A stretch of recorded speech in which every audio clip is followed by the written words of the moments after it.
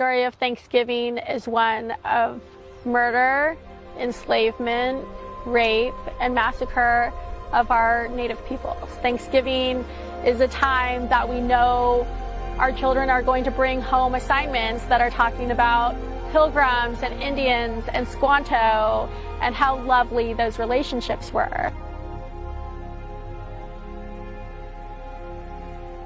Holidays have very different meanings for different people across tribes, across families, and it's important to acknowledge that for those Eastern tribes, that Thanksgiving is seen as a national day of mourning. And so the way that I grew up, every year there's a sunrise gathering that takes place on Alcatraz Island. We took boats at 4 o'clock in the morning over to the island, and we stood in prayer and in unity and in solidarity. When people say forget about it, that happened in the past, it wasn't for us. It was just one generation ago that our parents were taken to boarding schools, that our grandparents were shipped away and taken from their homes, and we weren't allowed to practice our religion. We weren't allowed to have ceremonies out in the open. It was not legal until 1978, the passage of the American Indian Religious Freedom Act. I still see Thanksgiving as a time of reflection. I see it as a time of acknowledgement.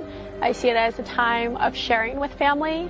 But don't be afraid to share the true history of what occurred. Don't be afraid to talk about the indigenous peoples of the land that you live on and that we still exist today, that we're still fighting today.